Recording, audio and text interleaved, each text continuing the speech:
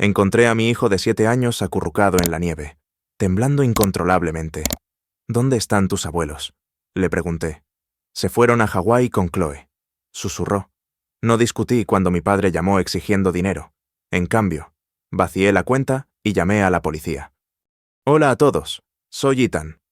Tengo 38 años, y encontré a mi hijo de 7 años casi congelado en el porche de mi casa, después de que mis padres lo abandonaran para irse de vacaciones a Hawái, antes de contarles cómo un libro de dibujos simples los llevó a enfrentar cargos criminales y una demanda que les costó todo.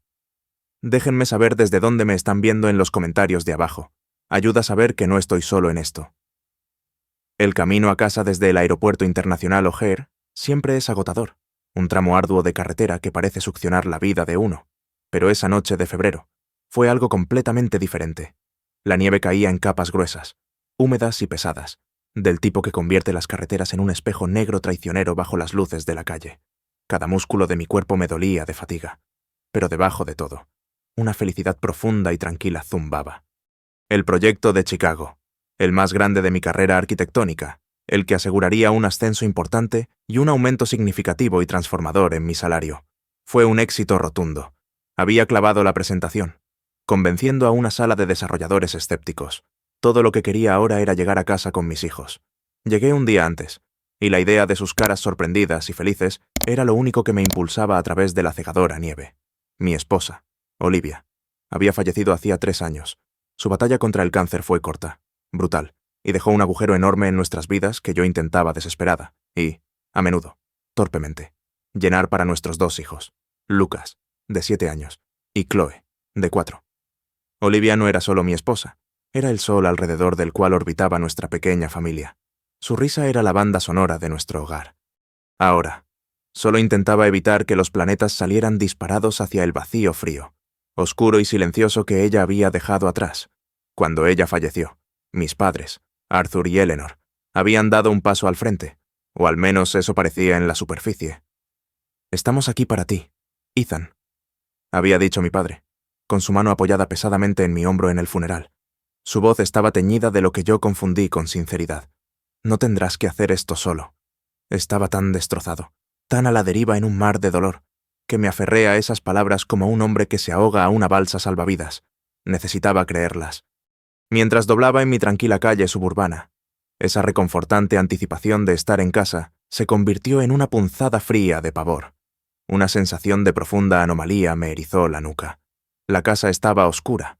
No solo oscura como cuando se ve una película abajo, sino completamente, inquietantemente, a oscuras. La luz del porche apagada.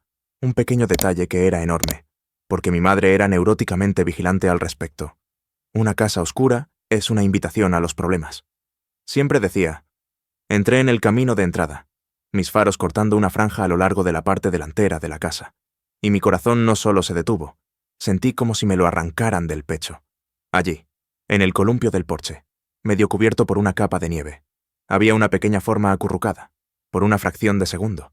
Mi mente se negó a procesar lo que mis ojos veían, un bulto de mantas dejado afuera, un truco de la luz, pero entonces la forma se movió. Un temblor patético y tiritante que pareció sacudir los cimientos mismos de mi mundo. El mundo no solo se inclinó sobre su eje, se cayó por completo. Era Lucas. Tiré el coche a la posición de estacionamiento, sin molestarme siquiera en apagar el motor, y salí por la puerta, corriendo por el césped cubierto de nieve, mis zapatos de vestir hundiéndose en el lodo húmedo. «¡Lucas!». Mi voz era un grito ahogado. Levantó la vista, y su rostro, con la tenue luz ambiental de la farola, era un retrato fantasmal de miseria. Estaba pálido y azulado, sus labios agrietados y morados. Llevaba una sudadera fina, jeans y zapatillas, sin abrigo, sin gorro, sin guantes, en medio de una tormenta de nieve de febrero en Chicago. Intentó decir mi nombre, un pequeño y esperanzador papá, pero sus dientes castañeteaban tan violentamente que el sonido se disolvió en la nada. Lo levanté en mis brazos.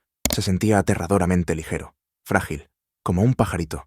Un temblor violento sacudió su pequeño cuerpo, pasándome directamente al mío. Era como un bloque de hielo. «Amigo, ¿qué haces aquí? ¿Dónde están la abuela y el abuelo? ¿Dónde está Chloe?». Abrí la puerta principal de una patada. Estaba sin seguro. Otro detalle que gritaba anomalía, y lo cargué dentro de la casa helada y silenciosa. El aire estaba viciado y más frío que afuera. El termostato marcaba 12 grados Celsius. Lo habían bajado para ahorrar unos pocos dólares. Mientras mi hijo se quedaba dentro, lo subía a 24 grados, 75 grados. Mis propias manos temblaban incontrolablemente. Le quité la ropa mojada y congelada. Lo envolví en la manta más gruesa que encontré en mi cama, y lo abracé en el sofá, frotándole los brazos y las piernas con una energía frenética, intentando forzar mi propio calor en él.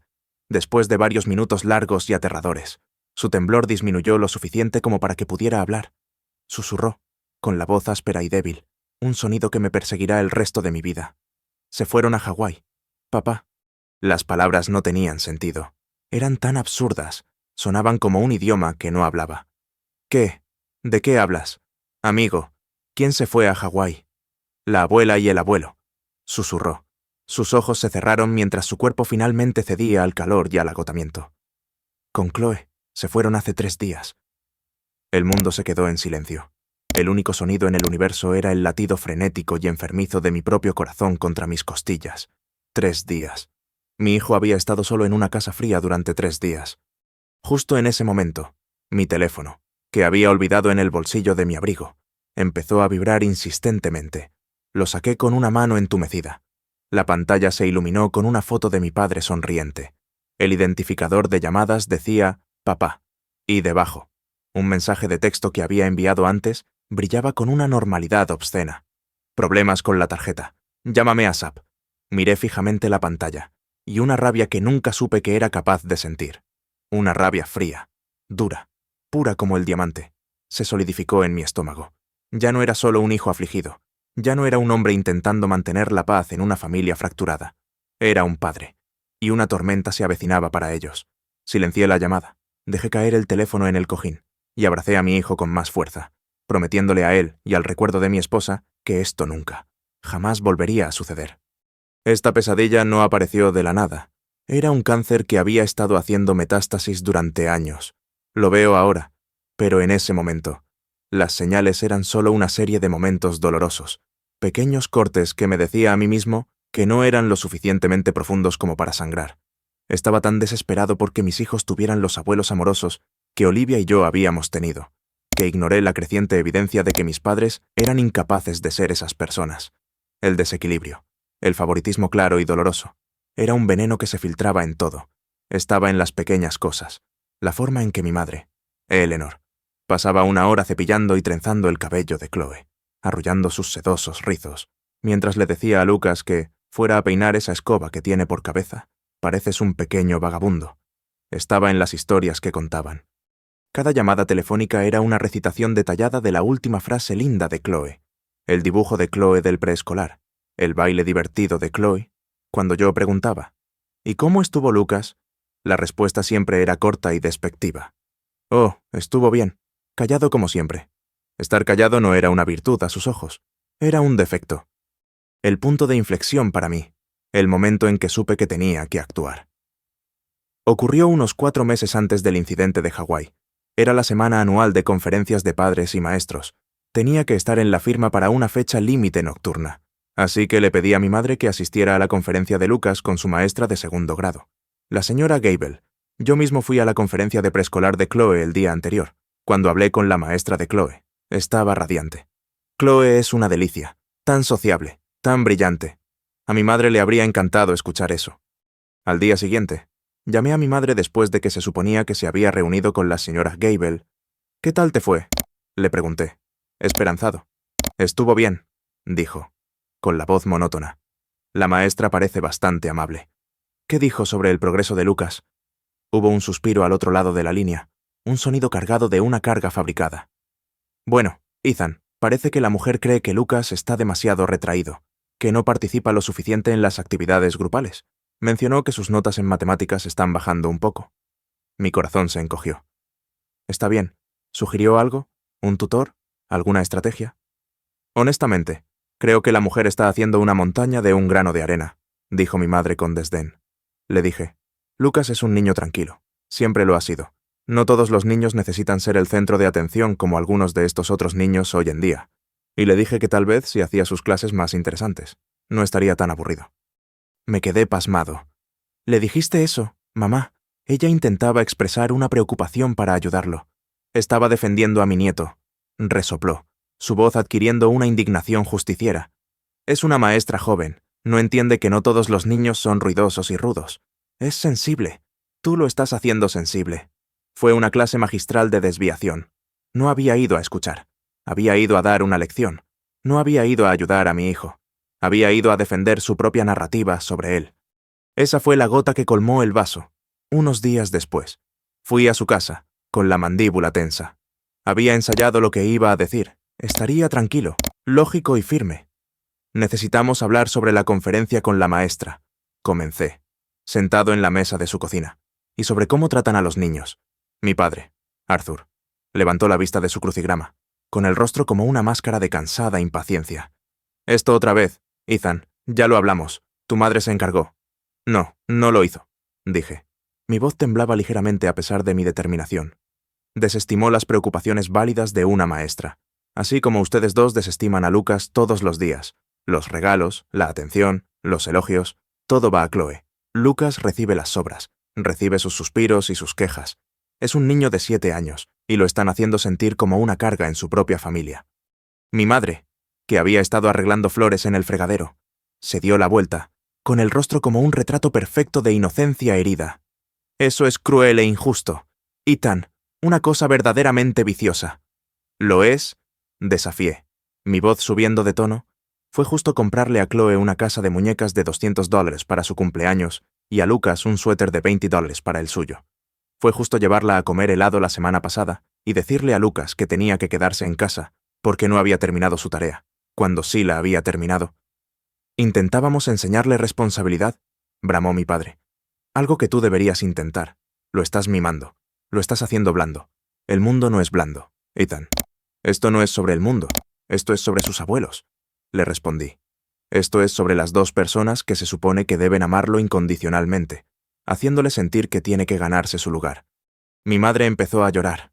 No eran lágrimas reales de tristeza, eran lágrimas de manipulación. Después de todo lo que hacemos, sollozó, hundiéndose en una silla. Cedemos nuestro tiempo, nuestra energía. Y esta es la gratitud que obtenemos. Acusaciones. Todavía estás de luto por Olivia. Tu hijo está distorsionando tu perspectiva. Estás buscando a quién culpar. Fue una bomba táctica. Sacar a colación a mi esposa fallecida. Usar mi dolor como un arma contra mí. Me dejó sin aliento, tal como ella sabía que lo haría. Los miré fijamente. Mi padre, severo y crítico. Mi madre, desmoronada y llorando. Y sentí que la lucha se me escapaba. Eran un equipo perfecto.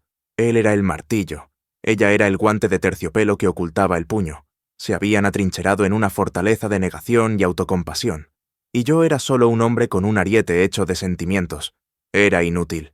Salí de su casa ese día sintiéndome más pequeño y más derrotado que nunca.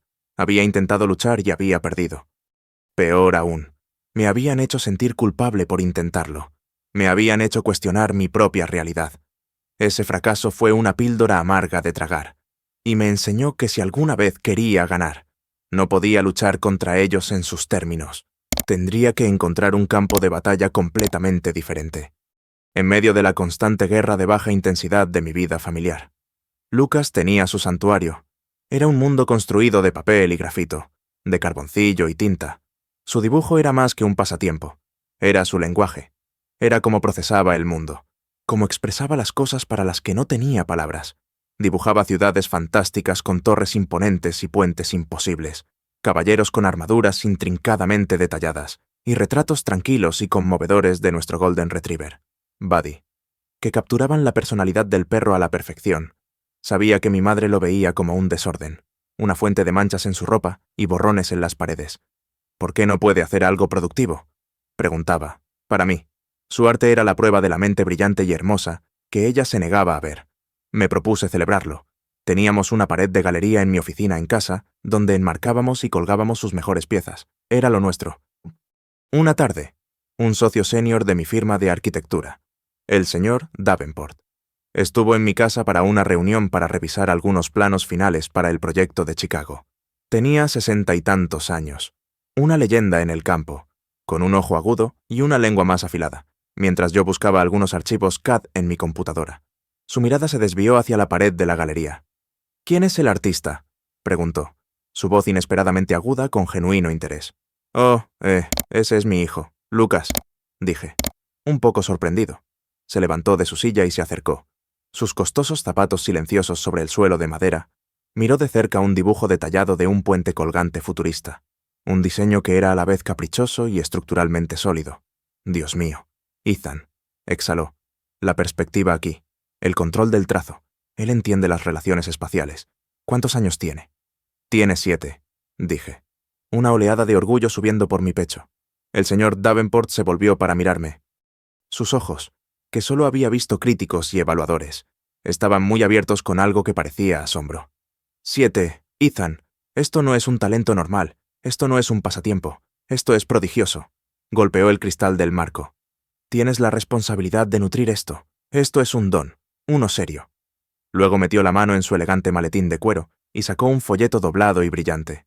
Lo extendió sobre mi escritorio con un chasquido decisivo. El encabezado estaba impreso en una fuente elegante y en negrita. Exposición Nacional de Jóvenes Artistas. Un buen amigo mío está en el comité de jueces de esto, dijo. Su voz baja y seria. Es la competencia más prestigiosa para jóvenes artistas en el país. La fecha límite para las inscripciones es en 2 meses.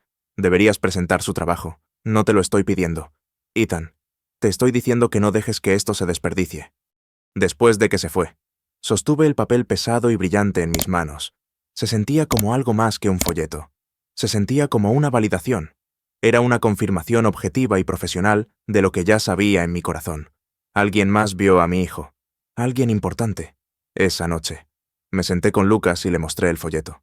Sus ojos, tan a menudo nublados por una tranquila melancolía, se iluminaron con una chispa de emoción pura y sin diluir. ¿Crees que soy lo suficientemente bueno, papá?, preguntó, su voz apenas un susurro. Sé que lo eres, amigo, le dije, abrazándolo.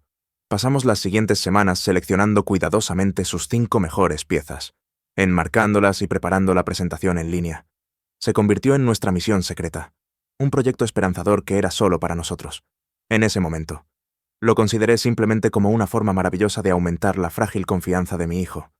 No tenía idea de que este pequeño folleto, este acto de reconocer el talento de mi hijo, un día se convertiría en mi arma más poderosa e inesperada, con su manipulación emocional firmemente establecida.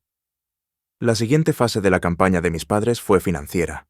Mi padre, Arthur, había tenido una obsesión de toda la vida con el dinero, mayormente centrada en la falta de él, una serie de malas inversiones en los años 90 y una incapacidad general para vivir dentro de sus posibilidades los habían dejado a él y a mi madre en una posición precaria en su jubilación.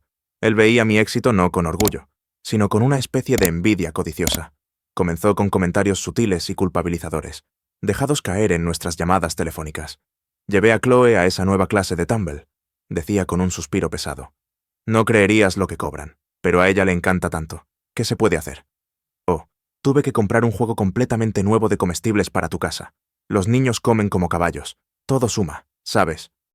Yo ya les pagaba una generosa asignación mensual por su ayuda, mucho más de lo que cobraría cualquier guardería o niñera local. Pero estaba agotado, y discutir con ellos era agotador. Solo envíame los recibos, papá, decía yo. Te envío el dinero por Zelle. Pero eso no era suficiente. Él no quería un reembolso, quería control, quería un fondo de dinero extra. La presión total llegó un domingo por la tarde. Cuando él había venido a ayudarme a arreglar un grifo que goteaba, me acorraló en la cocina, su voz baja y conspirativa. Sabes, Ethan, tu madre y yo estábamos hablando.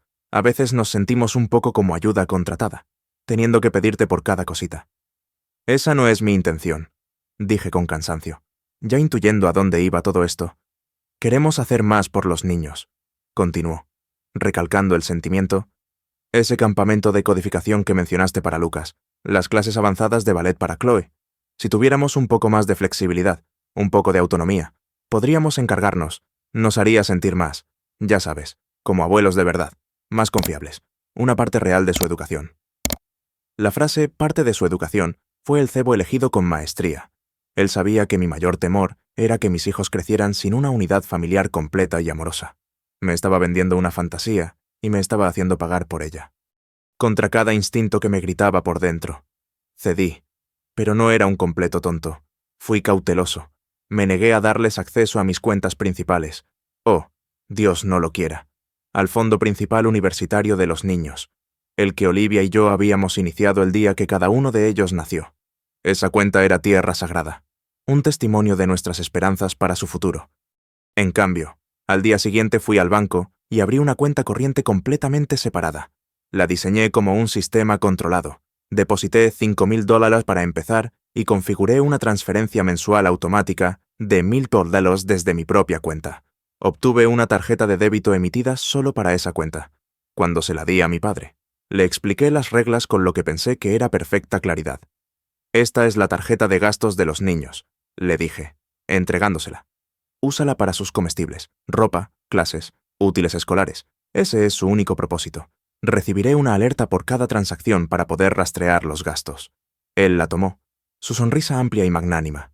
Por supuesto, hijo, esto es perfecto. Demuestra que confías en nosotros. No te arrepentirás de esto. La ironía de esas palabras ahora me revuelve el estómago. Unas semanas después, la última pieza de la trampa estaba lista.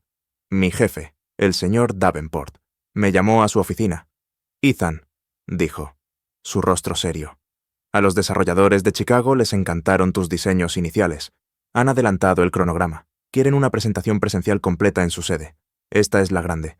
Toda la firma cuenta contigo. Si consigues este contrato, significa un camino hacia la sociedad, un ascenso completo. Era la oportunidad de mi vida. El tipo de momento que define una carrera y aseguraría el futuro de mis hijos 10 veces más. El único problema. La presentación era en 8 días, y requería que estuviera en Chicago durante una semana entera. Mi corazón se hundió. Una semana. Mi cuñada, Maya, la hermana de Olivia, y mi único apoyo real, estaba en un viaje de 2 semanas por Europa. La esposa de mi mejor amigo acababa de tener un bebé. Estaba totalmente sin opciones. Tuve que pedirles a mis padres. Cuando les conté, el rostro de mi madre se iluminó con un entusiasmo casi inquietante. Una semana entera. Por supuesto. Los cuidaremos. No te preocupes por nada. Ve y concéntrate en tu trabajo. Esta es una noticia maravillosa. Ethan. Mi padre me dio una palmada en la espalda. Un gesto que se sintió más como si estuviera reclamando un premio que ofreciendo apoyo. Haznos sentir orgullosos. Hijo, aquí tenemos todo bajo control. Parecían tan genuinamente felices por mí, tan ansiosos por ayudar, y como yo los necesitaba tan desesperadamente, elegí creerles. Ignoré el nudo frío y pesado de temor en mi estómago. Hice mis maletas, besé a mis hijos para despedirme, y me fui, dejándolos al cuidado de las 2 personas en las que menos debía confiar en el mundo. Entonces no lo sabía. Pero no solo me iba de viaje de negocios, estaba dejando a mi hijo en el umbral de la mayor traición de su corta vida. Los primeros días en Chicago fueron un torbellino de reuniones de alto riesgo, revisiones nocturnas en mi habitación de hotel y el tipo de concentración impulsada por la adrenalina que solo puede inducir un proyecto que define una carrera. Pero por muy consumido que estuviera por el trabajo, una parte de mi mente siempre estaba en casa. Llamaba todas las noches. Necesitaba escuchar las voces de mis hijos para anclarme. La primera noche. Un martes. Mi madre contestó, con la voz brillante y alegre. Oh, ya están profundamente dormidos. Cariño, los agotamos con un gran día en el parque. Eran las 7:30 p.m. Un poco temprano para Lucas, pero plausible. Todo está simplemente maravilloso. Canturreó. No te preocupes por nada. Le pedí que les dijera que los amaba. Claro, querido, duerme bien. La segunda noche. Miércoles. Mi padre contestó. Su voz era brusca, casi apresurada. No puedo hablar mucho, Ethan. Justo a punto de darle el baño a Chloe, y Lucas está en medio de una película con un gran tazón de palomitas. ¿Puedo hablar con Lucas un segundo? Pregunté. Ah, no quiero interrumpirlo. Esta es su película favorita. Ya sabes cómo se pone. Estamos muy bien. Hablamos mañana. Colgó antes de que pudiera protestar. Una pequeña punzada de inquietud comenzó en la nuca. Nunca querían que hablara con los niños. El jueves por la noche. Era mi madre de nuevo. Su voz era aún más efusiva que antes. Hola, cariño. Oh, no creerías el día que tuvimos. Llevamos a los niños al museo infantil. Se lo pasaron de maravilla. Están completamente agotados. Simplemente cayeron en la cama. El museo infantil. Eso es genial, dije, sintiendo una punzada de culpa por no estar allí. Así que, ya están dormidos, como angelitos, confirmó. Les daré un abrazo y un beso extra grandes de parte de su papá. Cada llamada era como un telón de fondo teatral perfectamente pintado. Parecía real desde la distancia, pero de cerca se podían ver las grietas. Las excusas eran demasiado suaves. La alegría era demasiado ruidosa. Parecía ensayado. Para el viernes, la ansiedad corrosiva se había convertido en una pesada piedra en mi estómago. Intenté reprimirla, diciéndome a mí mismo que estaba siendo paranoico, que mi confrontación fallida meses atrás me había vuelto demasiado suspicaz y desconfiado. Tenía que concentrarme en la presentación final. Intenté llamar el viernes por la mañana antes de la reunión. No hubo respuesta. La llamada fue directamente al buzón de voz. Intenté de nuevo a la hora del almuerzo. Buzón de voz de nuevo. Mi corazón comenzó a martillear contra mis costillas. Envié un mensaje de texto. Mi pulgar temblaba ligeramente. Hola, ¿todo bien? No he podido comunicarme con ustedes. Por favor, llámenme. Las horas pasaron lentamente. Silencio. Entré a esa presentación final sintiendo que me movía bajo el agua. Sonreí. Estreché manos. Hice la presentación de mi vida con una voz tranquila y segura, mientras un grito silencioso se acumulaba dentro de mi mente. ¿Dónde están mis hijos? Después de los apretones de manos y las entusiastas felicitaciones de los desarrolladores. En el momento en que me encontré solo en el pasillo, volví a sacar mi teléfono. Finalmente. Había un mensaje de texto. Era de mi madre. Era tan breve, tan casual, que era completamente escalofriante. Lo siento mucho. Día de locos. Hicimos una pequeña excursión improvisada. Todos están bien. Hablamos esta noche. ¿Una excursión un viernes? Una excursión que los hizo incomunicables todo el día. Las mentiras se estaban desmoronando. Algo andaba profunda y horriblemente mal. Mi trabajo en Chicago estaba hecho. Los socios estaban planeando una cena de celebración esa noche. Tomé mi decisión en una fracción de segundo. Encontré a mi jefe, el señor Davenport, que estaba radiante. Les encantó. Ethan, están redactando los contratos. Lo logramos, señor. Gracias por todo, dije, mi voz tensa. Tengo una emergencia familiar a la que tengo que regresar a casa. Tomo el siguiente vuelo. Su sonrisa se desvaneció, reemplazada por preocupación. Claro, hijo. ¿Todo bien? Eso espero, dije. Te llamaré desde casa. Reservé un vuelo que salía en menos de 2 horas, en el frenético viaje en taxi a O'Hare, y durante todo el turbulento vuelo a casa a través de la tormenta. Ya no ensayaba argumentos, estaba simulando escenarios de desastre. Un accidente automovilístico, una enfermedad repentina. Mi mente se negaba a ir al único lugar al que debería haber ido. La verdad era tan monstruosa, tan fuera de los límites del comportamiento humano normal, que mi imaginación simplemente no podía concebirla. La vista de Lucas en ese columpio del porche, como ya les conté, no solo me rompió el corazón. Fundamentalmente, recableó mi alma. Después de meterlo dentro, envuelto en mantas y temblando incontrolablemente en el sofá. Mi primer instinto fue llamar al 911, pero estaba consciente, estaba hablando. Y una parte egoísta de mí, la parte que todavía no podía creer que mis propios padres fueran capaces de un acto tan monstruoso, necesitaba entender antes de que todo el mundo se derrumbara. Lo abracé, hablándole suavemente, diciéndole que estaba a salvo, que papá había vuelto a casa. Le hice una sopa de tomate caliente y queso a la plancha, su comida reconfortante favorita. Comió con un hambre desesperada y frenética que era aterrador de ver. Lo devoró como un animal hambriento, no como un niño de 7 años en su propia casa. No había comida. «Lucas», pregunté, mi voz apenas un susurro, temiendo la respuesta. Tragó un gran trago de sopa. «Había algo de cereal», dijo, su voz pequeña y áspera. «Pero se nos acabó la leche ayer, y algo de pan, pero se puso duro y crujiente». Me miró, con los ojos grandes y sinceros, como si tuviera miedo de haber hecho algo mal. Intenté hacer tostadas, pero no me dejan usar la tostadora solo. Se me cerró la garganta. Había seguido las reglas. Había sido un buen chico mientras se moría de hambre. «¿Qué más hiciste, amigo, durante 3 días enteros?» «Sobre todo, vi la tele», dijo, mirando su sopa. «Daba miedo por la noche. La casa hace ruidos». «Ya lo sé», dije, con el corazón dolorido. «Dormí en tu cama», confesó como si fuera un crimen. «Porque huele a ti», y metí a Biddy, pero lloró mucho porque tenía que ir al baño afuera. Estaba preocupado por el perro, en medio de su propio terror y abandono. Estaba preocupado por nuestro Golden Retriever. La pura y desgarradora bondad de él fue un cuchillo en mi estómago. «¿Cuándo se fueron? Lucas, cuéntame todo lo que recuerdas», le insté suavemente. «Fue el miércoles por la mañana», dijo, su memoria aguda y clara. «La abuela me despertó. Estaba toda vestida. Dijo que iban a un viaje especial con Chloe, porque Chloe era su princesa especial. Dijo que yo tenía que ser un soldadito grande y quedarme en casa para proteger la casa de los ladrones. La crueldad fría y calculadora me robó el aliento. No solo lo habían abandonado, lo habían envenenado con una mentira. Habían enmarcado su abandono como una misión noble, una carga que él tenía que llevar. Lo intenté. Papá, dijo, su pequeña barbilla temblando. Cerré las puertas con llave todas las noches. Las revisé 3 veces. Lo hiciste muy bien, amigo. Me ahogué. Fuiste muy valiente. Te dijeron a dónde iban. A un lugar con playa, dijo, luchando con la palabra desconocida. Hawái. Hawái. El nombre flotaba en el aire de la fría habitación, tan grotescamente fuera de lugar, tan monumentalmente egoísta que casi solté una risa histérica y rota.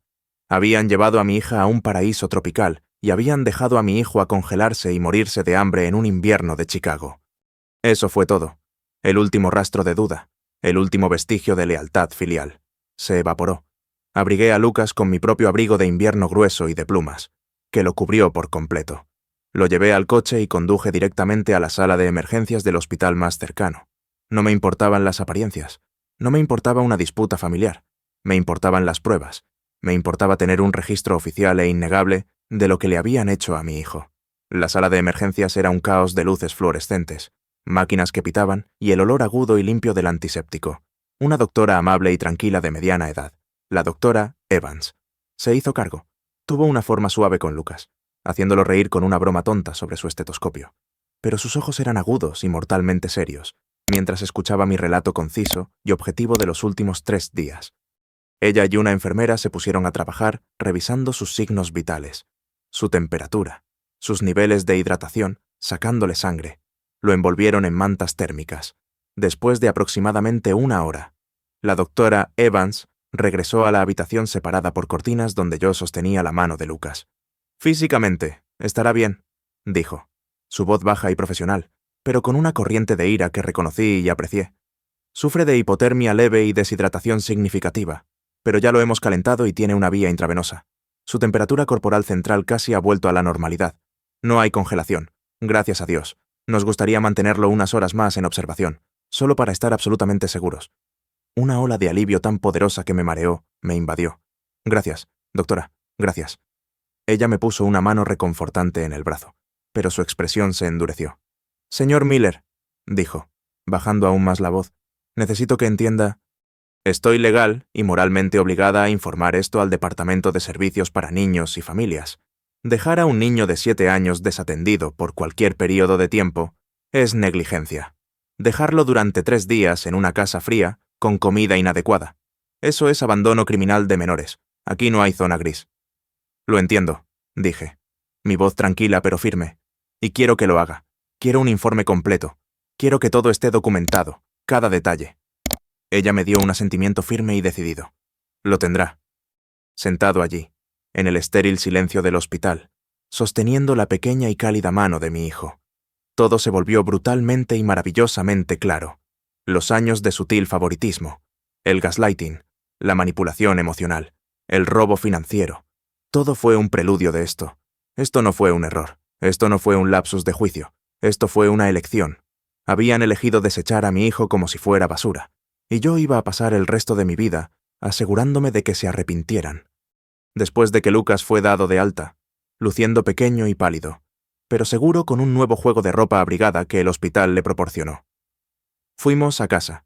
Lo arropé en mi propia cama, rodeándolo con una fortaleza de almohadas, y se durmió en segundos, su pequeño cuerpo finalmente cediendo a la seguridad que se le había negado.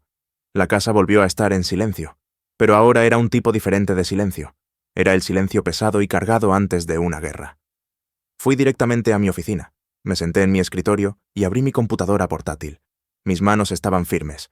La rabia había quemado los temblores, dejando una resolución fría y dura. Necesitaba ver la magnitud total del daño. Necesitaba el rastro de papel. Primero, inicié sesión en la cuenta de gastos separada que había configurado para ellos, la de la tarjeta de débito. Como esperaba, estaba casi vacía. El historial de transacciones contaba una historia de audacia creciente. Había los cargos habituales de supermercado, algunas pequeñas compras en Target, un viaje a una juguetería local donde claramente habían cargado cosas para Chloe.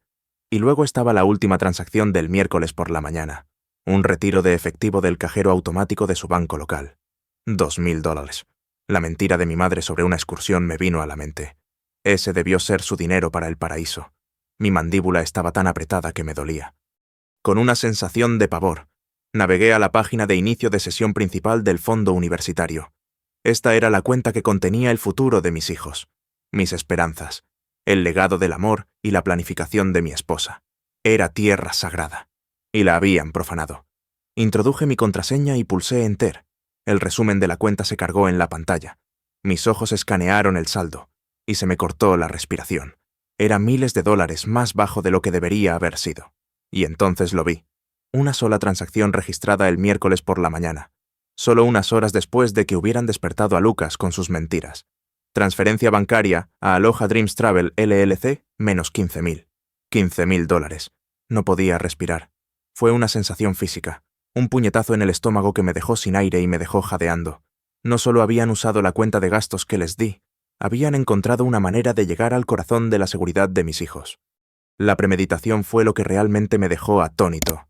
Debieron haber revisado mi escritorio mientras yo estaba en el trabajo, encontrado los extractos de cuenta, robado los números de ruta y cuenta. Habrían tenido que falsificar mi firma o hacerse pasar por mí por teléfono. Esto fue un acto criminal calculado. Hice clic en los detalles de la transacción. El nombre del destinatario. Aloha Dreams Travel. Me hizo querer estrellar la computadora portátil contra la pared. Habían robado el dinero de la educación de mis hijos para pagar su traición de 5 estrellas. La rabia que había estado hirviendo dentro de mí durante días, durante años, finalmente explotó. Era un fuego limpio y purificador. Todo el dolor, todo el agotamiento, toda la duda, todas las veces que les había permitido hacerme sentir pequeño y débil. Todo se quemó, dejando solo una fría, dura y cristalina certeza. Justo en ese momento, como si fuera convocado por la fuerza de mi furia, mi teléfono, que había dejado sobre el escritorio, sonó. La pantalla se iluminó con el rostro sonriente y bronceado de mi padre. Lo dejé sonar una vez, 2 veces. Luego lo cogí. Ethan. Ladró por el teléfono, su voz tensa y cargada de ira indignada. ¿Qué demonios está pasando? Estamos en un buen restaurante aquí, intentando cenar decentemente, y la tarjeta fue rechazada. Respiré hondo y centrado. Forcé mi voz para que fuera plana, casi aburrida. Un marcado contraste con el infierno que ardía dentro de mí. «Oh, qué raro», dije. Las palabras sabían a hielo. El banco debe haber detectado alguna actividad sospechosa y ha bloqueado temporalmente la cuenta. Ya sabes cómo son con la seguridad hoy en día. ¿Actividad sospechosa? ¿De qué hablas? La única actividad somos nosotros intentando comprar la cena. Balbuceó. No te preocupes, papá, dije. Y una sonrisa cruel y fría que no reconocí tocó mis labios. Lo arreglaré todo cuando vuelvas. Tú solo disfruta el resto de tus vacaciones. Colgué el teléfono antes de que pudiera responder, interrumpiendo su airado balbuceo. Los tenía. No tenían idea de que yo lo sabía. Estaban a miles de kilómetros de distancia, tomando el sol en una playa robada, preocupados por la cuenta de su cena, mientras yo estaba sentado entre las ruinas de su traición, con todas las pruebas, todo el poder, todas las cartas. El juego había cambiado, y yo estaba a punto de reescribir cada una de las reglas.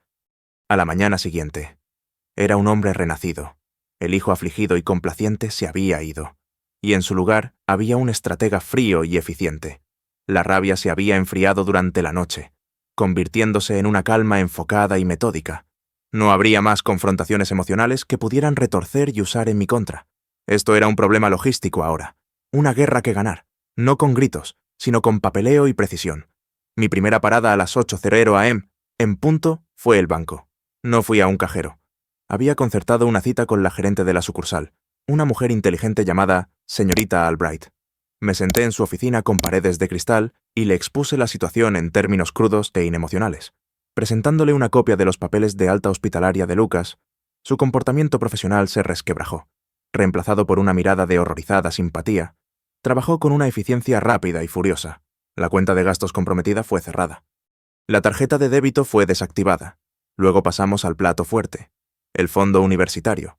Le pedí que transfiriera hasta el último centavo de ese fondo a una nueva cuenta de fideicomiso, inquebrantable e irrevocable. Esta nueva cuenta era una fortaleza. Requería autenticación de 2 factores, vinculada a mi teléfono móvil, una contraseña verbal conocida solo por mí, y cualquier retiro superior a $500 requería mi firma física en presencia de un funcionario bancario. Ni siquiera yo podía acceder a ella fácilmente. Mientras firmaba los formularios finales, sentí que un pesado y satisfactorio clic se encajaba en su lugar, asegurando lo poco que quedaba del futuro de mis hijos. El departamento de fraudes del banco ya había marcado la transferencia bancaria de $15,000, como muy inusual. Me senté con su investigador y di una declaración jurada y grabada, confirmando que era totalmente no autorizada. «Quiero presentar cargos», dije, mi voz inquebrantable. Se abrió una investigación oficial. Cada firma, cada formulario era otro ladrillo en el muro que estaba construyendo entre mis hijos y la toxicidad de mis padres. Mi siguiente llamada fue a un nombre que obtuve del señor Davenport meses atrás, guardado para un día lluvioso que nunca pensé que llegaría. David Chin, un abogado de derecho familiar con reputación de genio táctico, un tiburón que nadaba en las aguas sangrientas de las disputas familiares de alto conflicto. Su oficina estaba en un rascacielos elegante e intimidante en el centro. David tenía 40 y tantos años, impecablemente vestido con un traje a medida, y irradiaba un aura de competencia tranquila y letal. No le di la versión emocional y divagante de la historia. Le di los hechos tal como lo había hecho con la gerente del banco. Le expuse la línea de tiempo, el historial de negligencia, el gaslighting, el abandono, el informe médico de la doctora Evans, las transacciones bancarias no autorizadas, las mentiras por teléfono. Deslicé una carpeta cuidadosamente organizada sobre su pulido escritorio de caoba que contenía impresiones de todo. Escuchó sin una sola interrupción, sus ojos oscuros escaneando cada documento mientras yo hablaba. Cuando terminé, juntó los dedos en forma de torre, se reclinó en su silla de cuero y me miró fijamente durante un largo momento. «Señor Miller», dijo, su voz uniforme y medida, «este es uno de los casos de mala conducta parental más flagrantes que he visto en algún tiempo. ¿Cuál es el resultado que desea?» «Quiero el dinero de vuelta», dije, mi voz dura como el acero, «hasta el último centavo, y quiero asegurarme de que nunca, jamás puedan acercarse a mis hijos. Quiero hablar sobre la custodia legal única, una orden de alejamiento permanente, lo que sea necesario para anular legalmente sus derechos como abuelos.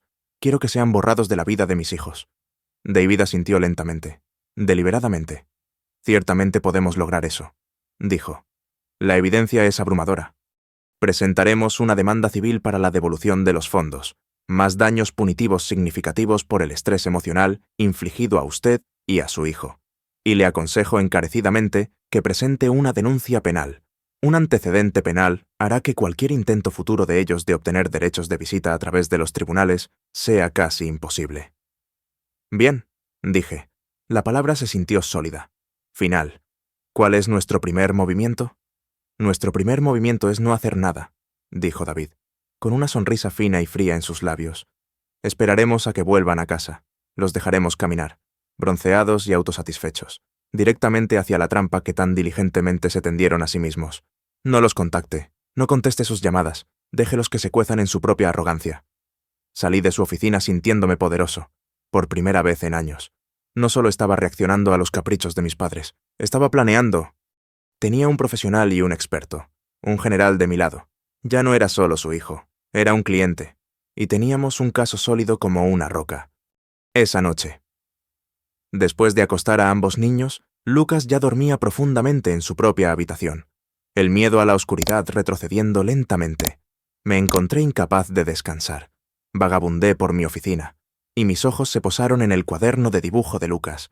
Era el que contenía todas sus mejores obras, las piezas que habíamos fotografiado y enviado con tanto cuidado para el concurso de arte.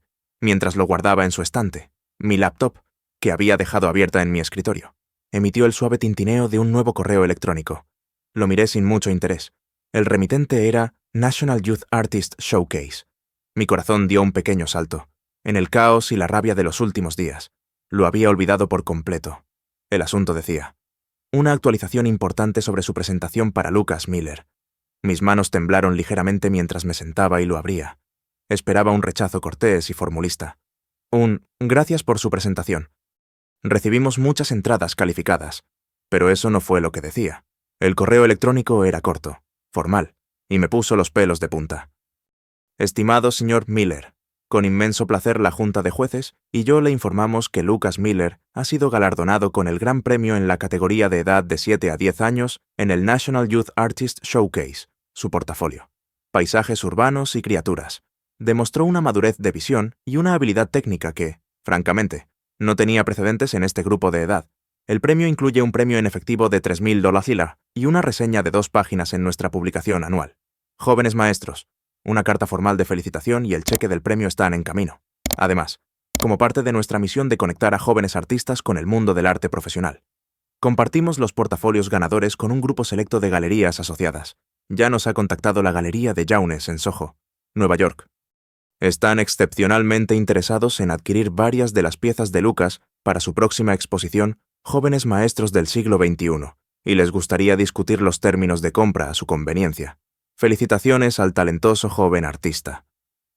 Lo leí una vez, luego 2, luego una tercera vez. Las palabras se desdibujaban a través de una repentina capa de lágrimas. Pero estas no eran lágrimas de tristeza, eran lágrimas de orgullo feroz y vindicado. Me recliné en mi silla, el correo electrónico brillando en la habitación oscura. Una lenta sonrisa se extendió por mi rostro. No era una sonrisa feliz. Era la sonrisa de un hombre al que le acababan de entregar una ojiva nuclear en medio de lo que creía que era solo una pelea con cuchillos. Ellos pensaban que mi hijo era una carga, un problema desordenado, difícil e inútil. Lo habían dejado de lado por su hermana más divertida. Pero en el mundo real, el mundo fuera de su pequeña, tóxica y egoísta burbuja, mi hijo era un ganador del gran premio, un talento reconocido, un artista buscado por una galería de Nueva York. El tablero estaba puesto, las piezas estaban en su lugar, y yo tenía el jaque mate en mi mano. Todo lo que tenía que hacer ahora era esperar a que el rey y la reina caminaran arrogantemente directo a mi línea de fuego. Volvieron un domingo por la noche, 2 días completos después de que le colgara a mi padre en Hawái. Sabía exactamente cuándo venían. Había rastreado su vuelo en línea, viendo su pequeño ícono arrastrarse por el mapa de los Estados Unidos. Mi abogado, David Chin, estaba sentado en la butaca con respaldo alto de mi sala de estar, luciendo tan tranquilo y relajado como si estuviera esperando que se preparara una tetera. Un grueso maletín de cuero descansaba a sus pies. La casa estaba limpia, tranquila y vibraba con una energía tensa y palpable. Se sentía como el aire en los momentos previos a un rayo. El sonido de la llave en la cerradura de la puerta principal fue inusualmente fuerte en el silencio. La puerta se abrió, y entraron. Arrastrando sus maletas de diseño detrás de ellos, estaban profundamente bronceados. Sus rostros radiantes con una semana de sol y autosatisfacción. Parecían relajados y con derecho. Mi madre sostenía una muñeca hawaiana de plástico de mal gusto, presumiblemente para Chloe. Mi padre tarareaba una alegre melodía desafinada. Parecían, a todas luces, cualquier otra pareja de jubilados que regresaba de unas merecidas vacaciones. Entonces me vieron sentado en el sofá, y vieron a David, un extraño con un traje elegante, en la sala de estar de su hijo. Las sonrisas se congelaron y se evaporaron de sus rostros. «Ethan», dijo mi madre, su voz inmediatamente aguda y cargada de sospecha. Se apretó el bolso contra el pecho como un escudo. «¿Qué está pasando? ¿Quién es este hombre?» «Él es David Chin», dije, mi voz plana, fría y desprovista de cualquier emoción. «Es mi abogado». La palabra abogado cayó en el centro de la habitación como una granada. El rostro de mi padre, que había sido de un rosa alegre y bronceado por el sol, comenzó a mancharse y palidecer. «Un abogado», balbuceó, su voz una mezcla de confusión e indignación. «¿Para qué? Por el amor de Dios, ¿te han demandado?» «No», dije. «Ustedes sí». David se puso de pie, un gesto de autoridad educada e imponente. «Señor y señora Miller», dijo, su tono perfectamente cortés pero firme. «Por favor, siéntense». Señaló el sofá opuesto a su butaca. Dudaron, mirándome a mí, a David y de nuevo a mí, antes de sentarse rígidamente en el borde de los cojines, con sus maletas abandonadas junto a la puerta. Mi padre, siempre el matón, se recuperó primero, decidiendo que la ofensa era la mejor defensa. «No sé qué clase de juego enfermo estás jugando, Ethan, pero no tiene gracia. Tu madre y yo fuimos humillados públicamente. Nuestra tarjeta fue rechazada en un restaurante lleno, y no contestaste tu teléfono. Estábamos muertos de preocupación por si te había pasado algo». «Preocupados», repetí la palabra, dejándola flotar en el aire como gas venenoso. «Estaban preocupados». Esa es una elección de palabras interesante. David se inclinó ligeramente, apoyando las manos en las rodillas. «Señor y señora Miller», comenzó, su voz suave como la seda, pero con un toque de acero. «Estamos aquí para discutir los eventos de la semana pasada, específicamente, el período desde la mañana del miércoles, 12 de febrero, hasta la tarde del sábado, 15 de febrero. Mi madre apretó su bolso con más fuerza. No sé qué hay que discutir. Hicimos un viaje corto y muy necesario. Estamos jubilados. Se nos permite viajar. Un viaje a Hawái, creo, dijo David, su voz sin cambiar su tono tranquilo y mesurado. Metió la mano en su maletín. Sacó una sola hoja de papel y la colocó sobre la mesa de centro entre ellos. Era una impresión de la confirmación de su vuelo y paquete de hotel de lujo de Aloha Dreams Travel. Un paquete todo incluido. Veo, pagado con una transferencia bancaria de $15,000 del Fondo Universitario Conjunto de sus nietos. Mi padre miró el papel como si fuera una serpiente. Su boca se abrió y cerró silenciosamente, sin que saliera ningún sonido. El rostro de mi madre se puso de un rojo intenso y feo. Eso fue un préstamo, balbuceó, su voz aguda y chirriante. Lo discutimos, íbamos a devolverlo. Fue por una emergencia médica. ¿Una emergencia médica?, repitió David, levantando una ceja. ¿De quién? Suya, de su marido. Fue un tratamiento preventivo, balbuceó mi padre, agarrándose a un clavo ardiendo. Para mi circulación, el clima cálido es terapéutico. Ya veo, dijo David, su voz teñida de hielo. Y mientras estaban en este viaje terapéutico, ¿qué provisiones hicieron para el cuidado y la seguridad de su nieto de 7 años? ¿Lucas? Lucas estaba perfectamente bien, dijo mi padre, su voz resonando con falsa confianza. Le dejamos mucha comida. Es un niño grande, por el amor de Dios. No nos fuimos tanto tiempo. Sabe usar un teléfono. David volvió a meter la mano en su maletín y colocó una segunda hoja de papel sobre la mesa. Era el informe oficial de admisión de la sala de emergencias del Hospital St. Jude, firmado por la doctora Evans. Las palabras hipotermia, deshidratación y negligencia infantil estaban resaltadas en amarillo. Según el médico de la sala de emergencias que lo trató el sábado por la noche, no estaba bien. Fue encontrado en su porche en medio de una tormenta de nieve con una temperatura corporal central de 34,4 y 24 degrees. No había tenido una comida adecuada en más de 3 días. El diagnóstico médico oficial es abandono infantil. Mi madre soltó un pequeño y ahogado jadeo, llevándose una mano a la boca. Por un segundo fugaz, pensé que vi un destello de horror genuino en sus ojos. Se extinguió tan rápido como apareció, reemplazado por una defensiva reflexiva y venenosa. «Siempre ha sido un niño dramático», dijo. Su voz temblaba de rabia, no de remordimiento. Probablemente está exagerando para llamar la atención. Siempre ha sido difícil. Es un niño difícil. Mi padre le hizo eco, asintiendo vigorosamente, aferrándose a la nueva narrativa. Siempre ha sido temperamental, retraído. No es como Chloe. Chloe es pura alegría. Es un placer estar con ella. Es más fácil conectar con ella. Deberías entender eso. Ethan, eres su padre. Solo lo miré. Mi propia ira era tan inmensa que se había convertido en un silencio profundo y resonante en mis oídos. Lo estaba admitiendo. Estaba sentado en mi sala de estar frente a mi abogado y admitiendo que favorecían a un nieto hasta el punto de descuidar criminalmente al otro, porque el descuidado era difícil. La audacia pura y sin adulterar de eso era impresionante. ¿Así que simplemente lo descartaron?, pregunté, mi voz peligrosamente baja, cada palabra una piedra cuidadosamente colocada. ¿Porque no es lo suficientemente divertido para ustedes? ¿Porque es callado? ¿Porque prefiere sentarse a dibujar que bailar la melodía que estén tocando ese día? Oh, el dibujo, dijo mi madre con un despectivo giro de ojos, una mueca retorciendo su boca perfectamente maquillada. Esa es la mitad del problema. Siempre está en su propio mundo, haciendo un desastre con su carboncillo y sus lápices. No es saludable, no es normal. Necesita involucrarse más con el mundo real, no esconderse con sus tontas garabatos. Eso fue todo. Ese fue el detonante. Ella había caminado directamente hacia la mira. Miré a David. Me hizo un asentimiento casi imperceptible. Era el momento. Me levanté lentamente. Caminé hacia mi escritorio y recogí un sobre blanco y nítido. ¿De tamaño comercial? Volví y lo coloqué suavemente sobre la mesa de café. Justo encima del condenatorio, informe del hospital. Tienes razón en una cosa, dije suavemente, mi voz resonando en el tenso silencio. Él está en su propio pequeño mundo, y en ese mundo crea cosas. Ustedes las ven como un desorden. El resto del mundo, sin embargo, parece no estar de acuerdo. Mi padre entrecerró los ojos hacia el sobre, que estaba adornado con el escudo de aspecto oficial del National Youth Artist Showcase. ¿Qué es esto?, exigió. Eso, dije, mi voz resonando con una claridad y un poder que no había sentido en años. Es la carta oficial de notificación de los jueces del concurso de arte juvenil más prestigioso del país.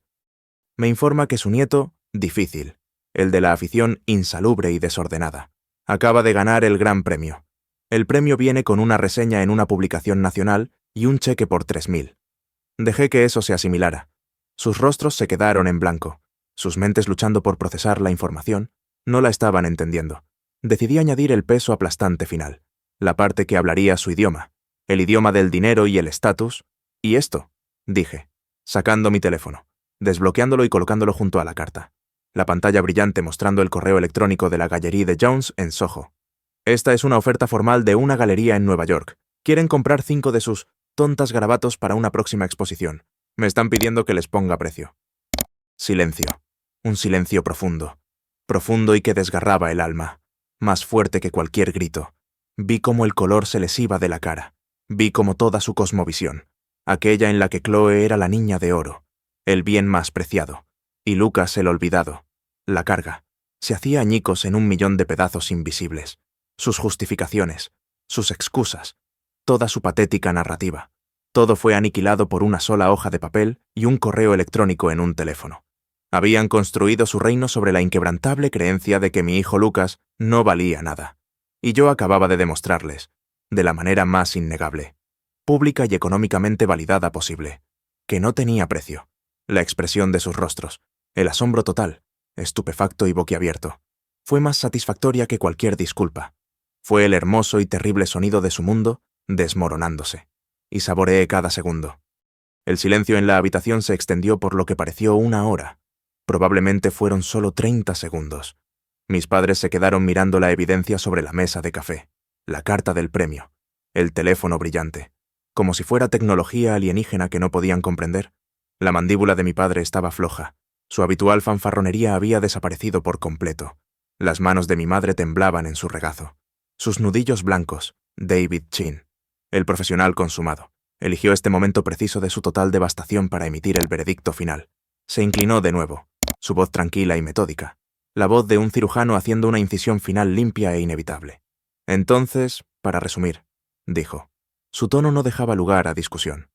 Ustedes están acusados de abandono infantil grave, según la ley estatal, lo cual les aseguro que la Fiscalía se toma muy en serio. Esto conlleva una posible pena de prisión. También han cometido fraude financiero al acceder ilegalmente y transferir $15.000 de un fondo fiduciario protegido. Eso es hurto mayor. Hizo una pausa, dejando que el peso de las palabras prisión, delito grave, hurto, se asentara en la habitación inusualmente silenciosa. Esto es lo que va a pasar a continuación. Presentaremos una demanda civil esta semana exigiendo la devolución inmediata de los 15.000 robados. Además, los demandaremos por daños punitivos por la extrema angustia emocional infligida a mi cliente y a su hijo menor. Hemos fijado la cantidad en 30.000. Los miró a ambos directamente a los ojos. Eso es un total de $45.000 que le deben a mi cliente.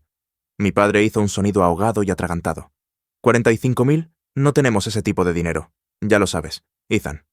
Entonces sugiero que contacte a un agente inmobiliario, dijo David sin rastro de simpatía, porque su casa debería cubrirlo. Además, mi cliente ya ha dado su declaración jurada completa a la policía. Un detective de la División de Servicios Familiares probablemente se comunicará con ustedes dentro de las próximas 48 horas para tomar sus declaraciones. Les aconsejo encarecidamente que contraten a su propio abogado antes de hablar con ellos, aunque, francamente, a estas alturas, no estoy seguro de lo que un abogado podría hacer por ustedes. Este fue el momento en que la represa de su negación finalmente se rompió. Y lo que salió no fue una inundación de remordimiento, sino una cloaca de autocompasión patética y desesperada. «Ethan, no puedes hacernos esto», gimió mi madre, su voz quebrada, su rostro contorsionándose en una máscara de terror. «Somos tus padres, tu propia madre y padre. Fue un error, cometimos un error terrible». Y entonces, en su pánico, reveló la verdadera y podrida raíz de su motivación. Era una confesión que ni siquiera se dio cuenta de que estaba haciendo. Él a veces solo me mira, balbuceó, las lágrimas rodando por su rostro, sus ojos desorbitados mientras me miraba pero hablaba de Lucas. Tiene los mismos ojos callados y juzgadores que siempre tuvo mi hermano mayor. Mi hermano lo tenía todo, los elogios de mi padre, las mejores notas, la atención. Yo no tuve nada. Era invisible, yo solo. No quería que Chloe se sintiera así. Quería que tuviera todo, que fuera la especial. Ahí estaba, Toda la verdad retorcida y patética. Nunca se trató de la personalidad de Lucas. Nunca se trató de que fuera difícil. Se trataba de sus propios fantasmas, de su propia amarga y no resuelta envidia infantil hacia su propio hermano, proyectada en mi inocente hijo de 7 años. Él era solo una pantalla silenciosa y conveniente, sobre la cual podía proyectar toda una vida de sus propios resentimientos. Sentí una ola de náuseas tan profunda que pensé que iba a vomitar. Esto era más profundo y más enfermo, y más retorcido de lo que jamás hubiera imaginado. Esto no era solo favoritismo, era una herida generacional, transmitida y convertida en arma contra un niño indefenso. Sus patéticas excusas y súplicas de pánico me invadieron, pero ya no podían tocarme. La parte de mí que una vez anheló su aprobación, la parte que se encogía ante su decepción. Se había congelado hasta la muerte en ese columpio del porche con mi hijo, y luego se había reducido a cenizas por mi rabia. Un error, dije, mi voz desprovista de toda emoción, algo plano y muerto. Un error es olvidarse de comprar leche en la tienda. Un error es tomar un giro equivocado en la carretera. Abandonar a tu nieto de 7 años durante una semana en una casa fría para poder robar el dinero de su universidad para unas vacaciones de lujo no es un error. Es una serie de elecciones. Es un reflejo de su carácter. Es lo que ustedes son. Mi padre, desesperado por recuperar algo de autoridad, se puso de pie, su rostro morado por una mezcla de rabia y miedo. Después de todo lo que hemos hecho por ti, te ayudamos cuando estabas perdido después del funeral de Olivia. Renunciamos a nuestro tiempo, a nuestra jubilación por ti. No hicieron nada por mí, dije, poniéndome de pie para enfrentarlo cara a cara. Lo hicieron por ustedes mismos. Lo hicieron para poder tener una muñeca viva con la que jugar. Una que no respondiera. Lo hicieron para poder tener un proyecto, una segunda oportunidad de una infancia que resentían. Nunca les importaron como personas. Solo les importaba cómo los hacían sentir. Caminé hacia la puerta principal y la abrí de par en par. El aire frío de la tarde de febrero se precipitó, limpio y agudo. Esta conversación ha terminado, dije. Mi voz final. Y también nosotros. No me verán de nuevo. No verán a Chloe de nuevo. Y con toda seguridad nunca estarán en la misma habitación que Lucas mientras vivan. A partir de este momento, se comunicarán conmigo solo a través de su abogado. Ahora salgan de mi casa. Me miraron, aturdidos, con la boca abierta. Era como si el concepto de que yo, su hijo complaciente, estableciera un límite firme e inquebrantable fuera algo tan ajeno que no podían procesarlo. Mi madre comenzó a sollozar de nuevo, un sonido desesperado y suplicante. Mi padre comenzó a fanfarronear, a amenazar, pero justo en ese momento, como por arte de magia, un coche oscuro y sin distintivos se detuvo en la acera. Sus faros atravesaron la oscuridad, iluminando la nieve que caía. Un hombre con un pesado abrigo de detective salió y comenzó a caminar decididamente por el camino hacia la puerta de mi casa. Mis padres lo vieron. Vieron la placa prendida en su cinturón, el último de su lucha. Sus amenazas, sus súplicas se desvanecieron, reemplazado por un terror animal puro, sin decir otra palabra. Tomaron sus bolsos y abrigos, pasaron junto a mí sin hacer contacto visual y salieron corriendo a la noche como alimañas atrapadas en una luz repentina. Me quedé en la puerta abierta y los vi irse. No sentí triunfo, no sentí alegría, simplemente sentí quietud. La tormenta había pasado. Saludé al detective, lo invité a pasar. Y luego cerré la puerta, excluyendo a mis padres de mi vida para siempre. Por primera vez en 3 largos años. El aire de mi propia casa se sentía limpio. Los 6 meses que siguieron fueron un ejercicio de demolición y reconstrucción. No de un edificio, sino de una vida. La batalla legal fue, como David había predicho, fea, pero rápida, enfrentados a la montaña de pruebas irrefutables. El abogado de mis padres les aconsejó que resolvieran el litigio civil de inmediato para evitar un juicio más público y aún más dañino.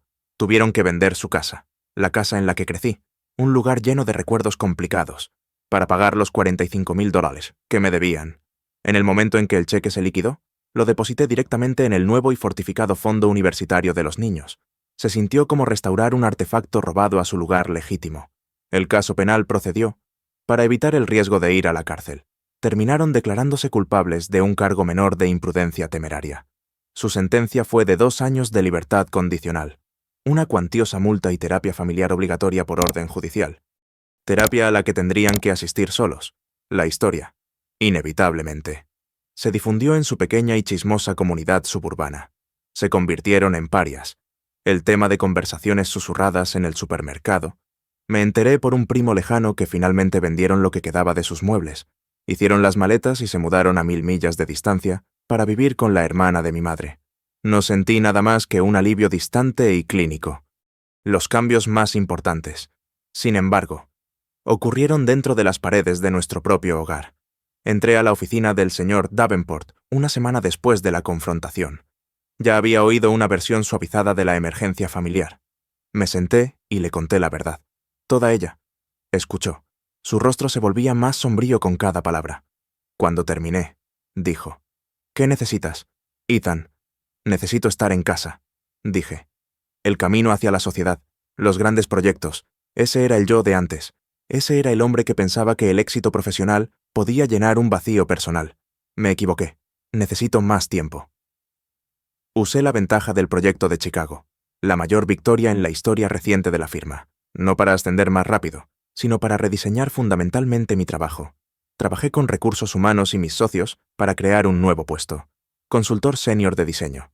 Me permitía trabajar desde casa 4 días a la semana, centrándome en la supervisión creativa en lugar de la gestión diaria de proyectos. Fue un movimiento lateral en cuanto a salario, no la gran promoción que había estado buscando, pero lo que gané en recogidas del colegio, cuentos antes de dormir y tardes tranquilas con mis hijos, valía más que cualquier título o salario que pudiera comprar.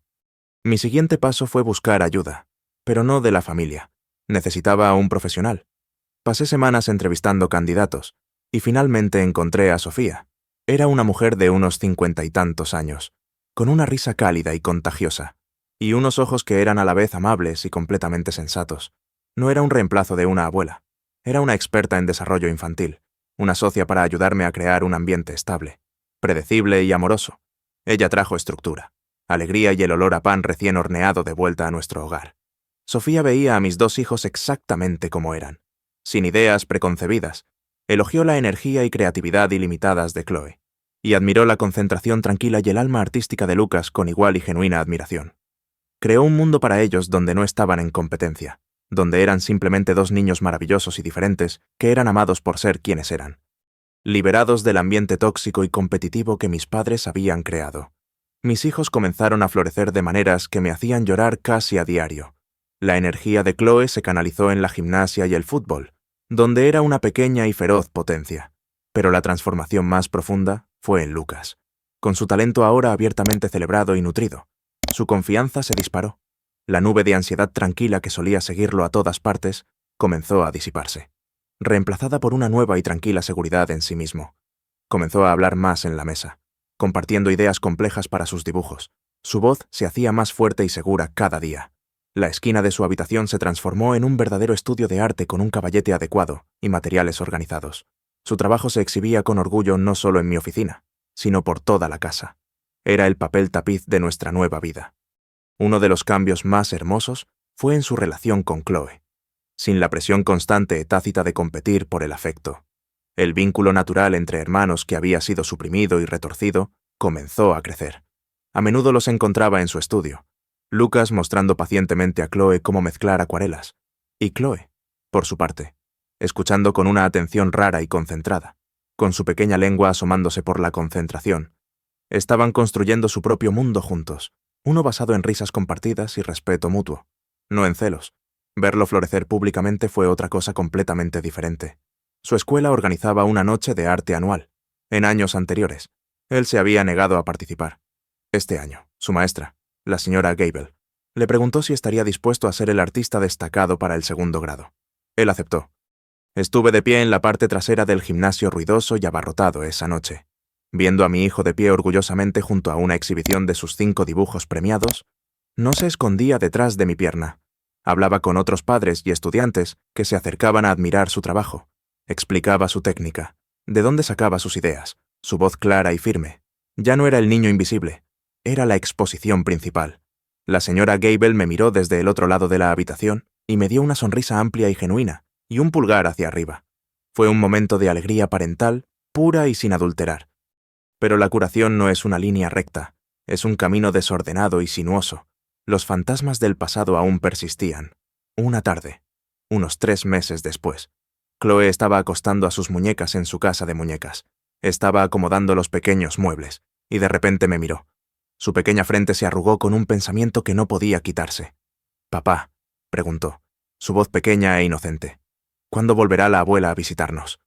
Mi corazón se encogió en un nudo apretado y doloroso. Me senté en el suelo junto a ella, mi gran cuerpo sintiéndose torpe junto a su mundo en miniatura. Sofía me había preparado para este momento, sin mentiras, sin eufemismos, solo la verdad apropiada para su edad. «Cariño», dije suavemente, tomando su pequeña mano entre la mía. La abuela y el abuelo tomaron decisiones muy malas, decisiones que lastimaron mucho a Lucas, y mi trabajo más importante en todo el mundo es mantenerte a ti y a tu hermano a salvo. Y para hacer eso, significa que ya no nos visitarán. Su pequeño labio tembló. «Oh», dijo, una sola lágrima gorda rodando por su mejilla. «Pero la extraño». No extrañaba a la persona real, extrañaba a la abuela de fantasía, la que le traía regalos y la llamaba princesa. La abracé, dejándola llorar. «Lo sé, cariño, está bien estar triste, está bien extrañar las partes buenas».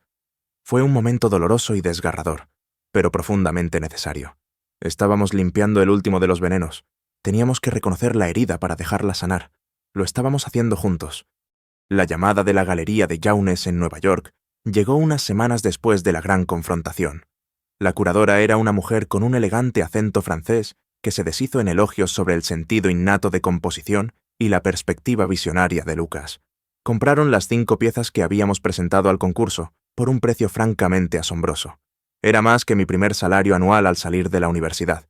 Abrimos una nueva cuenta fiduciaria a nombre de Lucas y depositamos la cantidad completa. Su arte, lo que mi madre había llamado un garabato desordenado, acababa de financiar completamente sus primeros 2 años en cualquier universidad que eligiera. La historia del prodigio artístico de 7 años de un suburbio de Chicago, descubierto a través de la exhibición nacional. Obtuvo una pequeña mención en una revista de arte local. Venía con una foto brillante de Lucas, de pie orgullosamente junto a su obra, con una sonrisa genuina y confiada en su rostro. Una tarde tranquila. Estaba sentado en mi escritorio revisando los documentos finales del acuerdo de David Chin. La batalla legal había terminado oficialmente. Todos los documentos estaban firmados. Todo el dinero transferido. No había una gran sensación de victoria, ningún momento triunfal de puño en alto, solo una tranquila y profunda sensación de alivio. La guerra había terminado. Miré por la ventana hacia nuestro patio trasero. Sofía estaba empujando a Chloe en el columpio. Su risa se llevaba en la brisa. Lucas estaba sentado en la hierba bajo la sombra de nuestro viejo roble, su cuaderno de dibujo abierto en su regazo, su lápiz moviéndose hábilmente mientras dibujaba la forma en que la luz del sol se filtraba a través de las hojas. Estaban a salvo. Estaban felices. Eran amados incondicionalmente. Y me di cuenta en ese momento de que el dinero, la demanda, la vergüenza pública para mis padres, nada de eso era la verdadera victoria. La verdadera victoria era esta tarde tranquila, ordinaria y hermosa. Era la paz por la que había luchado. Era el futuro que Olivia habría querido para nuestros hijos. No solo había ganado una demanda, había recuperado a mi familia del borde de una destrucción que ni siquiera había visto venir. Es curioso, el concepto de herencia. Antes de todo esto, pensaba que se trataba de dinero, propiedades, las cosas tangibles que dejas atrás cuando te vas. Mis padres estaban obsesionados con lo que sentían que se les debía, lo que merecían de mí, del mundo. Pasaron sus vidas persiguiendo una sensación de importancia que creían que el dinero podía comprar, pero estaban fundamental y trágicamente equivocados. La otra noche, estaba revisando un viejo álbum de fotos, una tarea para la que no había tenido fuerzas en años. Encontré una foto de Olivia que me dejó helado. Era de antes de que tuviéramos hijos, en una excursión de senderismo en las montañas. Ella estaba de pie en una cima soleada, con los brazos extendidos, riendo a la cámara, sus ojos llenos de una alegría feroz, maravillosa e indomable. Sentí ese dolor familiar en mi pecho, el miembro fantasma de su presencia, la nostalgia de ella, que nunca desaparecerá por completo. Entonces, escuché un grito de risa desde la sala de estar. Cerré el álbum y salí. La escena frente a mí era un hermoso caos. Lucas y Chloe habían construido un fuerte enorme con todos los cojines del sofá y mantas de la casa. Lucas estaba a gatas, con un colador como casco, fingiendo ser un dragón, y Chloe, armada con una espada de espuma, gritaba de alegría. «¡Mata al dragón! ¡Mata al dragón!». Me quedé allí en el umbral, observándolos, un observador silencioso de su alegría. Y me di cuenta en ese momento de cuál era la verdadera herencia de Olivia. No era la pequeña póliza de seguro de vida o su parte de la casa. Era esto. Era el amor ilimitado que derramó en nuestra familia en el poco tiempo que tuvo.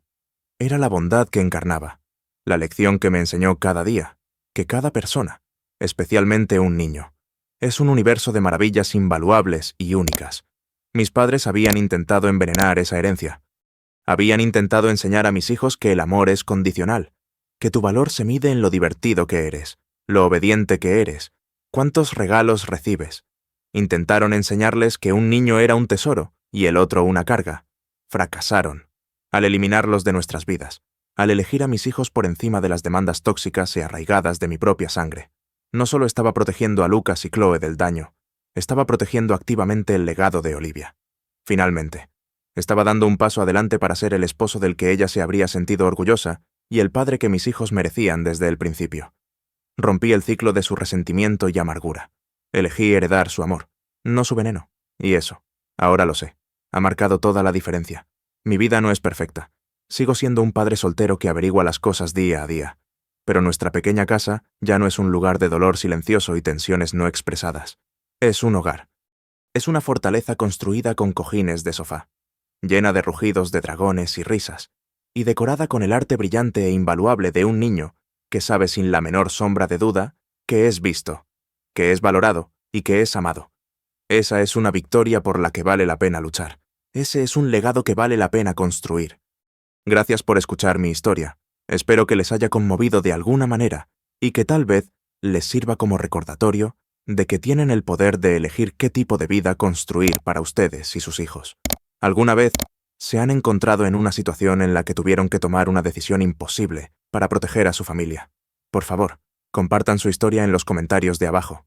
Los leo todos. Y no olviden darle me gusta a este video y suscribirse para más contenido. Realmente ayuda.